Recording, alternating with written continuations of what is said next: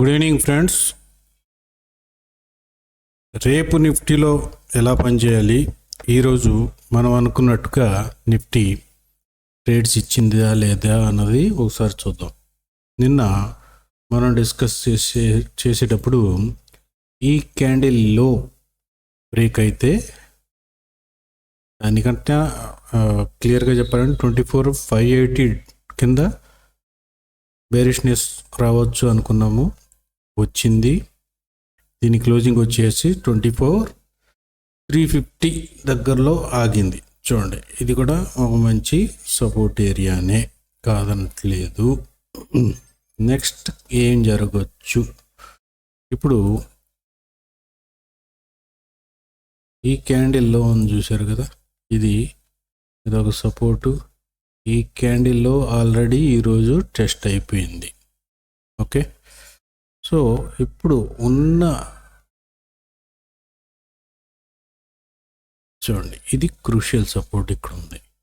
ఇక్కడ 24,100 దగ్గర 24,000 ఇంకోటి వేసుకోవచ్చు. ఇవి సపోర్ట్స్. ఇక రెసిస్టెన్స్ అయితే ఆల్మోస్ట్ ఈ ఏరియా రెసిస్టెన్స్ అయిపోయింది, 24,500. ఇంకా వేరే చెప్పాల్సిన అవసరం లేదు.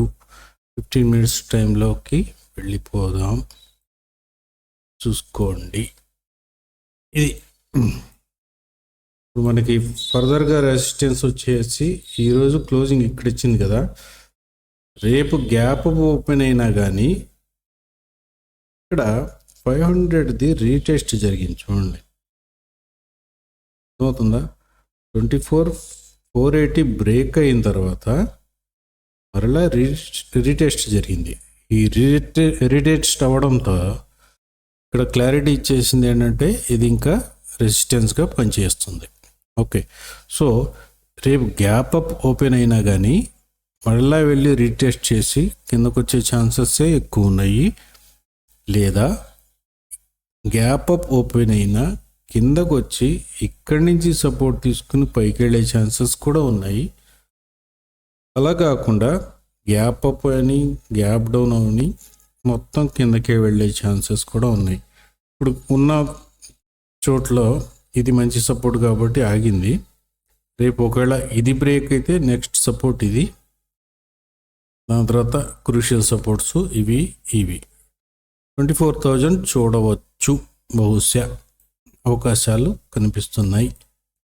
ఓకే, అది పైగా దీన్ని బ్రేక్ చేసుకొని పైకి వెళ్తేనే ఏదన్నా అంటే 24,500 సీరియస్గా మనకి ఒక రెసిస్టెన్స్గా పనిచేస్తుంది. 24,500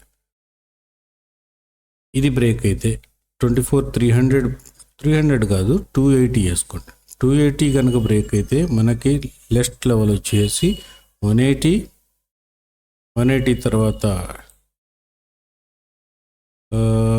24,080, దాని తర్వాత 24,020.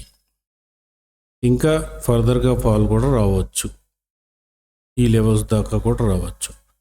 23,900 ఈ లెవెల్స్ దాకా కూడా రావచ్చు, వచ్చే అవకాశాలు అయితే కనిపిస్తున్నాయి.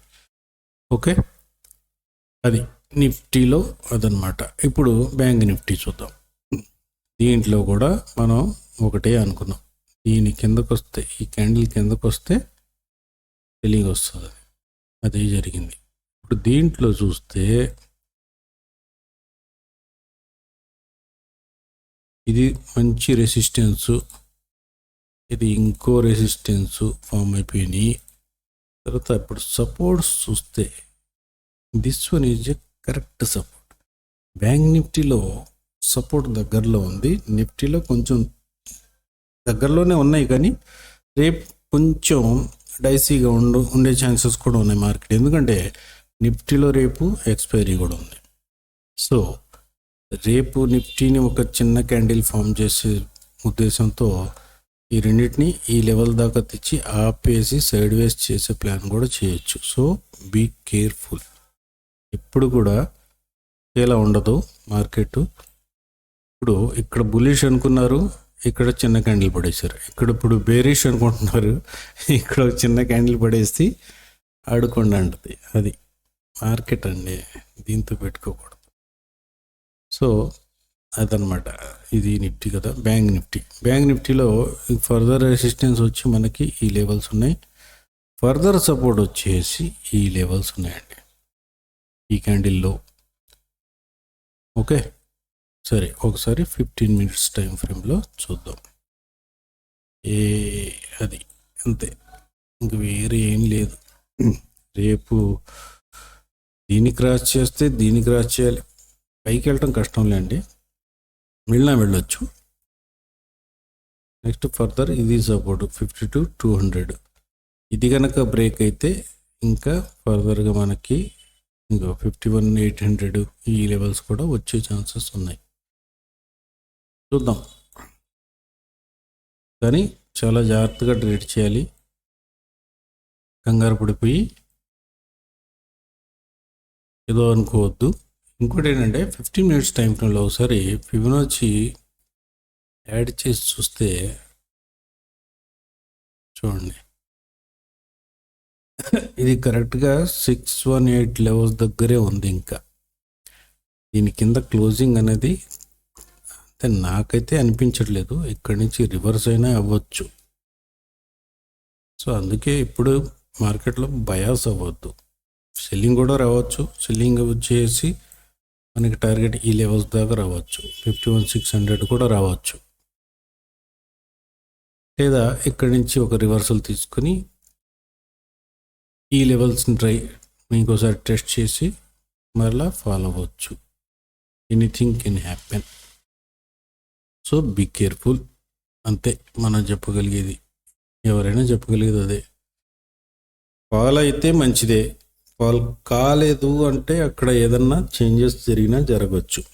సో సి సైడ్ వెళ్ళటానికి ఇది ఈ లెవెల్ 53,300 పైనే సి సైడ్ బులిష్ అవుతుంది కొంచెం. ఓకే, టార్గెట్స్ ఇవి రావచ్చు, దీనిపైకి కూడా వెళ్ళిపోవచ్చు ఒకవేళ అయితే. లేదా ఫస్ట్ హాఫ్లో ఇక్కడ దాకా వచ్చి ఇక్కడి నుంచి టర్న్ అయ్యి బులిష్ కూడా అయిపోవచ్చు. ఇక్కడ ఏం చూసారా, అదే పద్ధతిని పాటించవచ్చు. Anything can happen in market. So trade చేసే ముందు ఒకసారి లెక్కలు చూసుకోండి, స్టాప్ లాస్ ఎంత ఇస్తున్నాము, టార్గెట్ ఎంత తీసుకుంటున్నాం అన్నది చూసుకోండి, ట్రేడ్ చేయండి. అది పాయింట్స్ చెక్ చేసుకోవడమే, అంతకుమించి ఏమీ లేదు. ఓకే, సరే ఈరోజు ట్రేడ్స్ ఏంటో చూద్దాం. ఓకే, నిఫ్టీలో మనకి 950, 955కి స్పెషల్ క్యాండిల్ ఫామ్ అయినాయి. ఓకే, లెవెల్స్ డ్రా చేసి సిఈపిఈ చార్ట్స్ని లేఅవుట్ చేసుకుంటే 24,500 సిఈ, 24,550 ఈ రెండు లేఅవుట్ చేసుకున్నాం. తర్వాత మనకి స్పెషల్ క్యాండిల్ వచ్చేసి 10:15కి ఫామ్ అయింది, అందులోనే ట్రేడ్ కూడా యాక్టివ్ అయింది.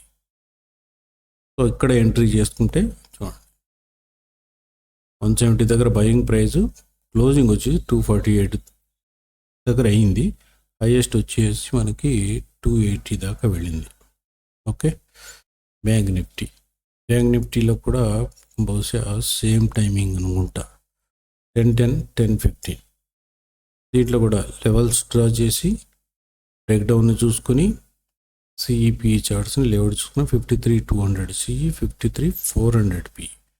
దీంట్లో స్పెషల్ క్యాండిల్ వచ్చేసి మనకి 10:05కి వచ్చేసింది. వచ్చిన తర్వాత మనకి సిఈ సైడ్ ఏది యాక్టివ్ కాలేదు, కానీ పిఈ సైడ్ ఒక ట్రేడ్ యాక్టివ్ అయింది. అది 10:20కి అయింది, కానీ మనకి ఇక్కడ క్లోజింగ్ ఇచ్చేటప్పటికి ఎస్ఎల్ పెద్దదైపోతుంది. సో ఇక్కడ వెయిట్ చేసాం, అది రిట్రేస్ అయ్యే వరకు. రిట్రేస్ అయ్యింది, దాని తర్వాత మంచి పాయింట్స్ ఇచ్చింది. ఓకే, ఇదనమాట.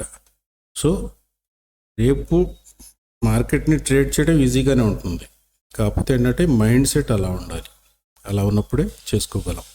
ఏ లెవెల్ బ్రేక్ అయితే ఏ లెవెల్ వస్తుంది నెక్స్ట్, అది మనకి ముందే తెలిసి ఉండాలి. చార్ట్ మీద లైన్స్ పెట్టుకొని ఉంటే బెస్ట్. ఓకే, అది ఫ్రెండ్స్ ఈరోజు ట్రేడ్స్. ప్లస్ రేపు ఏం చేయాలి, ఏం చేయకూడదు, అది. Okay, thank you very much.